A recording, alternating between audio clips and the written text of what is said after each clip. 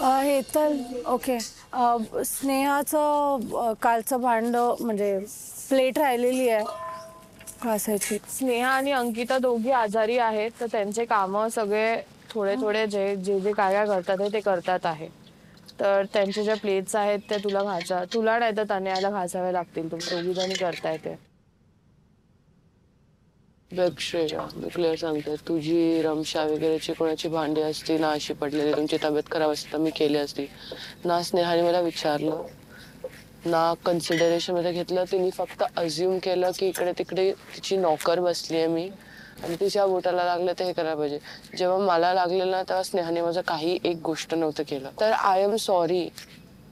मी इकडे नोकर व्हायला नाही आली आहे कोणाची. जे पण काय आहे ब्रो, कारण की आता प्लेट आहे, नंतर मला माहिती नाही अंकिताचं जे पण आहे मी खुशी खुशी करेन, कारण की तिने पण तेवढंच केलेलं आहे जेव्हा मी आजारी होते. या लोकांना जरा काहीच सेन्स नाही आहे हे ठेवून द्यायची.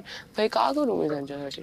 अरे काय झालं ना, ती स्नेहा तिची प्लेट धुवायची होती आणि ससाला सांगितलेलं प्लेट धुवायला, पण ससा बोलली की लास्ट टाइम तिने मला मदत नाही केलेली, मी काय माझा पाय दुखत होता, मग मी कशाला तिचं काम करू. नाही करत आहे का ती? नाही, ससा स्ट्रेट फॉरवर्ड सेंग की मी कशाला करू, मला नाही करायचंय.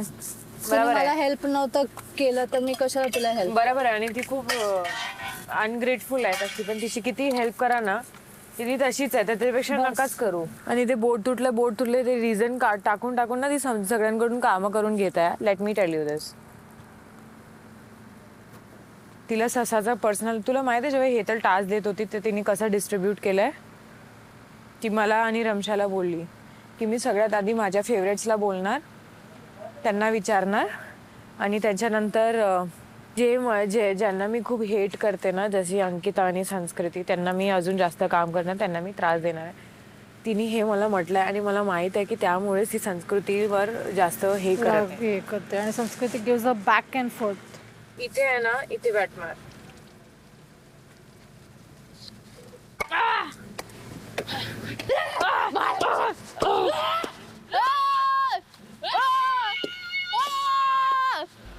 जिंकली. तुम्ही हे मोहीम जिंकलायत, तुम्हाला काय वाटतं तुम्ही का जिंकलं? ही बॅटची ट्रॉफी मी कौतुक करायला पाहिजे माझ्या तालिमीमध्ये माझा साथ देणाऱ्या माझ्या कोचना. कोण आहे तुमचे coach? Rasika Dhoble. Oh my God, आम्ही रसिका ढोबळेला आज नसती स्टेजवर बोलव. या बॅटचं महत्व मला कळलं नसतं. आयुष्यात मला जेवढे पण दाग तसेच राहिले होते. आज मी माझ्या पॅन्टला गमावलं असतं. ओ माय गॉड, रसिका आहे आज. रसिका मॅम. येस, रसिका आहेत म्हणून आज मला माझ्या पॅन्टीची, या बॅटीची आणि कपड्यांची किंमत कळली खरं म्हणावं तर. आय नो गावकऱ्यांना जास्त कपडे मिळत नाही घालायला, आणि आम्ही शहराची लोक फक्त रोज कपडे बदलत असतो, रोज नवीन कपडे घेतो. पण आज मी या बॅटेच्या माध्यमातून हे या पूर्ण गावाला सांगायचा प्रयत्न करणार आहे की शहरातली पण निघाले बाकीचे उरले, शहरातली पण बॅट चालवू शकतात. शहरातली पण कपडे जपावू शकतात. शहरातली पण गावात येऊ शकतात. यस झालं. ब्रो, मला ना असं वाटतं की श्रेजाला काही मेंटल डिसऑर्डर आहे. BPD, and it's not a bad thing. Lot of people have it. I have anxiety. पण तिच्या हिशोबाने गोष्टी करते ना कधी कधी. त्याच्यानंतर माझे कपडे होते ब्रो, मी नाही धुवू शकत, मला नाही म्हटलंय, तिने ते मातीत टाकले आणि बोलते मी विसरली. मग मी पण विसरून जाणार खूप गोष्टी. ससाने जाऊन तिला हे सांगितलंय हेतलला की मी स्नेहाची नौकर नाहीये. एक प्लेटसाठी ब्रो, एक प्लेट. लय बोलते ना मी गावातल्या मातीत हे झाली ते झाली, मी भांडे घासले तुटलेल्या बोटांसोबत. एक प्लेट घासायला तुझी मग जिरते का? फेक लोक, फेक, नुसती ऍक्टिंग करते ती. महाराष्ट्राला ज्या दिवस दिसून येईल ना त्या दिवशी समजेल तिला की आपण आपलं खरं तोंड जास्त वेळ लपू नाही शकत. एका प्लेटसाठी तिने आज आतापर्यंत माझी प्लेट धुतली नाहीये. मला म्हटलं कोम नको करू, केस कपडे नको धुऊ, म्हणून मी केलं नाही, तर मला काय फरक नाही पडत एक प्लेट धुण्यात. खोटाडी मुलगी गावातून आली आहे, गावातच आली आहे. 50,000 ड्रेस, 50,000ची लायकी तरी आहे का तिची? किंचाळत असतात जसं की कुठेतरी चॉल मधून आलेत. लिटरली ब्रो, ऐकलंय तू किती किंचाळते ती? हे चॉकलेट कर ब्रो. तू झोपते का? मी झोपत नाहीये ब्रो, मग झोप येत पण नाही. कशी करू मी आता? नाही, मी सकाळी करेल किंवा मी थोड्या वेळात करेल. मला इरिटेट झालंय खरं तर. इतर तिने ज्या हिशोबाने माझे कपडे खाली टाकले ना, पण तिने माझे अगोदर कपडे धुतलेत म्हणून मी तिला काय बोलत नाहीये. अजून कोणी असताना मी खरं सगळे त्याचे कपडे उचलून मी खाली टाकले असते मातीमध्ये आणि पाय टाकले असते मी त्याच्यावरती, चोरले असते माझ्या पायानी कपडे मातीमध्ये. श्रेजा म्हणून मी जाऊ दिलं. मी विसरली. मी इतकं का करतेस की तुला काय आठवणच नाही राहत? Can be very revengeful. I am very revengeful. मी खूप प्रेमळ पण आहे, पण मी तेवढीच रिव्हेंजफुल पण आहे. आज आपण ग्रामदेवतेचा गोंधळ घालणार आहोत. भक्तीचा महिमा काय असतो तो तुम्हाला आज अनुभवायला मिळणार आहे. तयार आहात?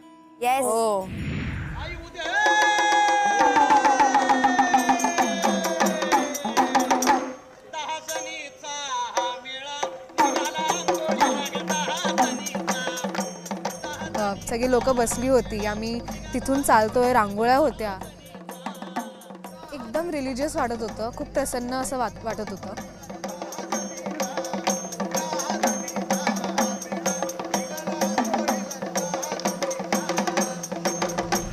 आता तुम्ही साऱ्या 10 जणी आंघोळीला जावा. आंघोळी केल्यानंतर नवीन वस्त्र परिधान करा. कपडे घातल्यानंतर पाण्यानं भरून कळशी आणा. त्या पाण्यानं देवीला आंघोळी घाला. दह्या दुधानं तुपानं देवीला अभिषेक करा. हळद कुंकू लावा. हळद कुंकू लावल्यानंतर देवीची खाना नारळानं ओटी भरा. ओटी भरल्यानंतर आई भवानीची सेवा झाल्यानंतर तिच्या नावानं गावामध्ये जाऊन दारोदारी तिच्या नावानं जोगवा मागा. आई उद्या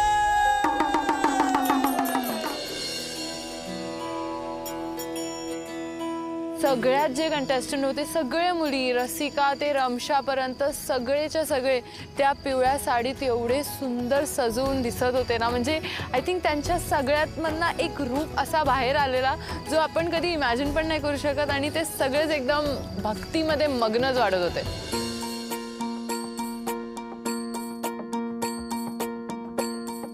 मग आम्ही सगळे मंदिरात गेलो.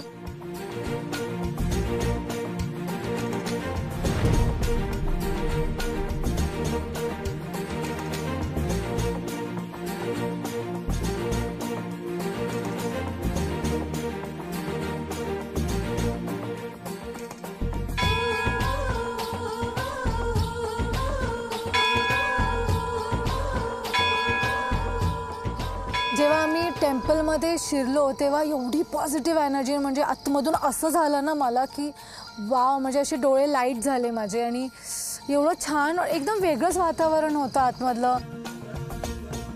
जेव्हा मी आतमध्ये गेली तर ते भवानी माताचा टेम्पल होता. मी देवीला अडमायर करते. तिची जी शक्ती आहे ते मी विचारलं देवीला. मी थँक्यू बोलली. देवाला आम्ही अभिषेक केला पाण्याचा.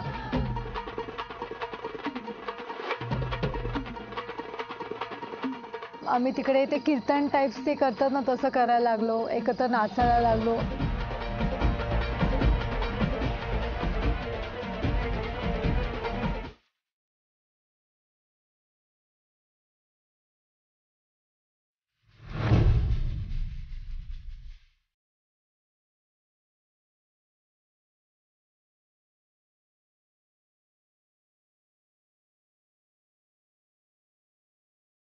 मंदिरात खूप जाऊन शांती वाटली. त्यावेळेस मी माझ्या फॅमिली, स्वतःसाठी, माझ्या पेटसाठी प्रे करत होती. परत आम्ही गोंधळ करता करताच मंदिराच्या बाहेर निघालो. सगळी नेगेटिव्ह एनर्जी अशी फील होत होती की बाहेर जाते आणि आता फक्त पॉझिटिव्हिटी आहे. खरंच खूप पॉझिटिव्ह फिलिंग होती त्यावेळेला.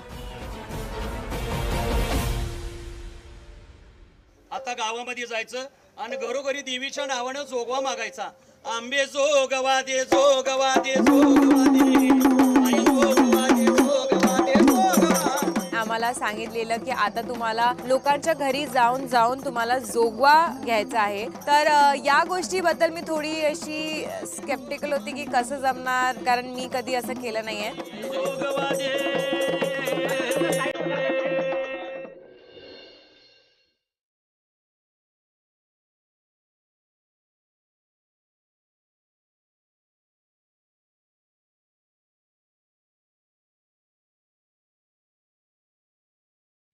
जेव्हा लोक मला जोगवा द्यायचे तेव्हा ते माझे पाया पडायला लागले आणि ते बघून मला असं वाटलं जर मी त्यांच्या घरी जोगवा मागायला जात आहे तर हे पण माझं सौभाग्यच आहे.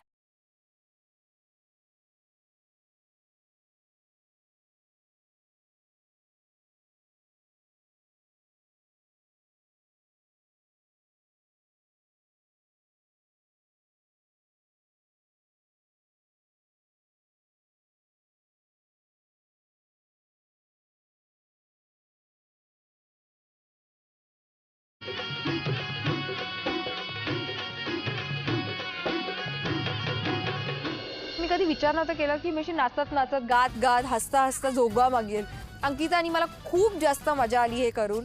एकदम निस्वार्थी भाव, एकदम शांतता आणि खूप ग्रॅटिट्यूड फील झाला.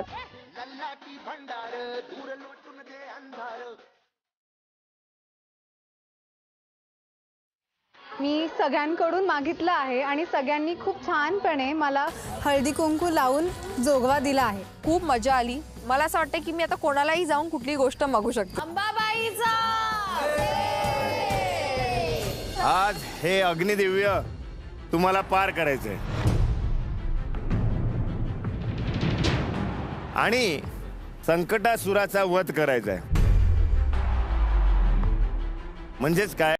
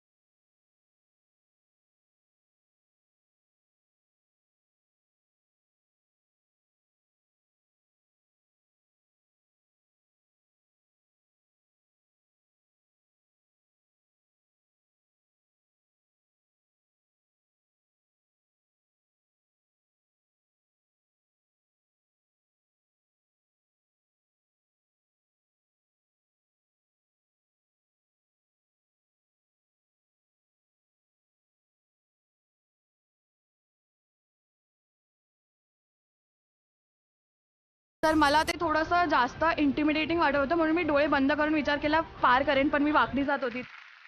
खूप छान खूप छान.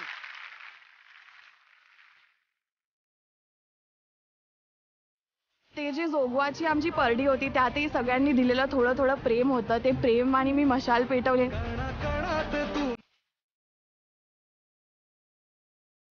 जा. वा वा वा वा वा, खूप छान. वा वा वा हेतलताई.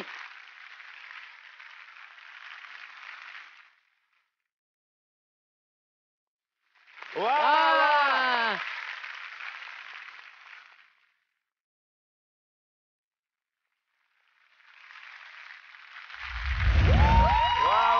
हेतलताई.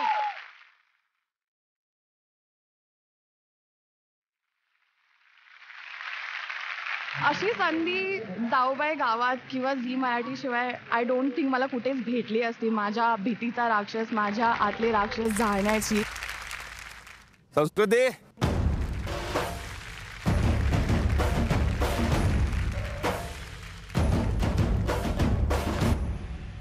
तीन, दोन, एक.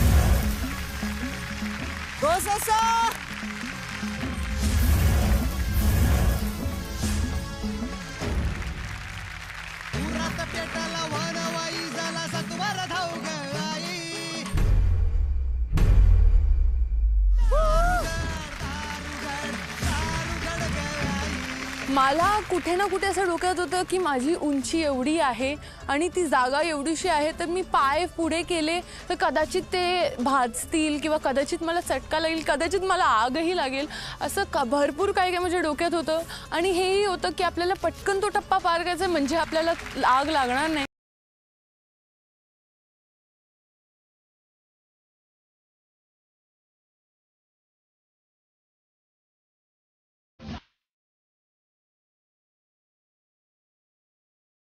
पेंड्युलम वाला जे टप्पा होता ते कसं म्हणायचं? म्हणजे तुम्ही तिकडे असाल तर तुम्हाला पटकन कळणार नाही की तुमची रिॲक्शन टाइम कशी असली पाहिजे, ते कधी येणार आहे हे काही कळत नाही.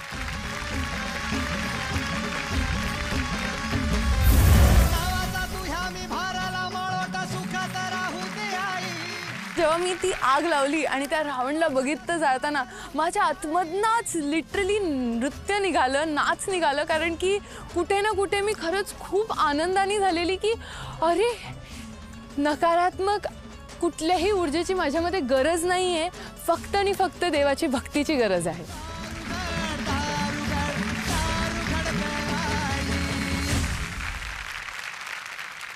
संस्कृती काय वाटते या क्षणी?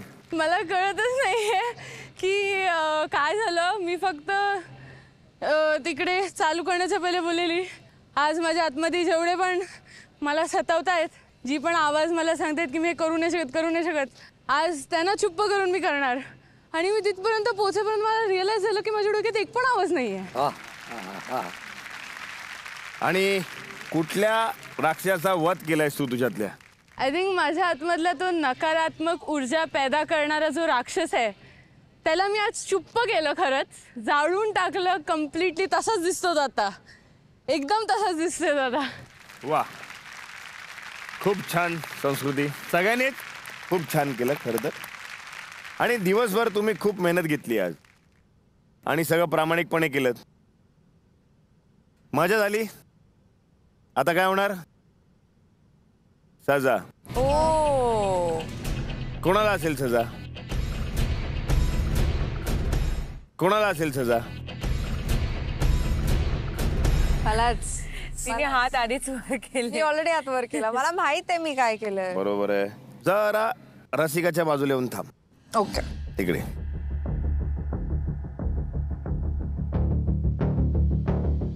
सजा तुझ्यासाठी खूप सोपी आहे आजची. जेव्हा पण तुम्ही असं सोपं म्हणता ना म्हणजे काहीतरी कठीणच नाही असतं. एकदम सोपी आहे. काय मेहनत सगळ्यांनी घेतली खरं आणि सगळे प्रामाणिकपणे मोहीम करत होते, पण तुझ्याकडून नियम तुटला गेला.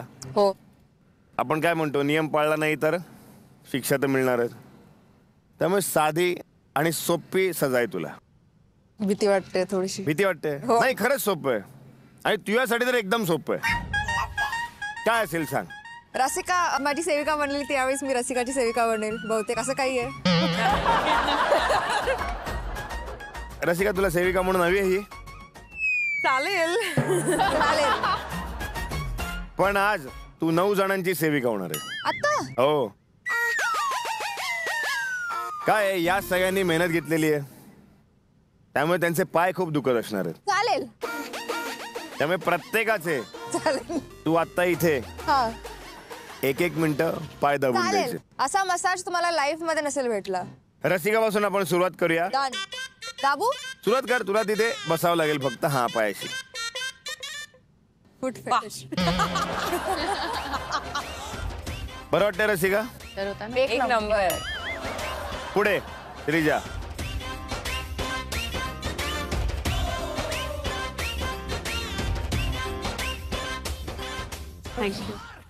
दे लंच नव्हता केला. नाही लंच तसाला स्पेशल टाईपचा मसाज पाहिजे. फिक्सर मला खटखट आवाज पण येतोय. वा स्नेहा, तू शिक्षा पूर्ण केलीस. पुन्हा एकदा देवीचं नाव घेऊया. अंबाबाईच्या नावानं. मंडळी, आमच्या जाऊबाई गावाची न पाहिलेली मजा आहे का नाही लय भारी? अहो ती गंगारामच्या रेती सारखी आहे. आम्ही मजेची रेती उडवणार आणि तुम्ही मजा घेणार. त्यासाठी बघत राहायचं जाऊबाई गावाची न पाहिलेली मजा.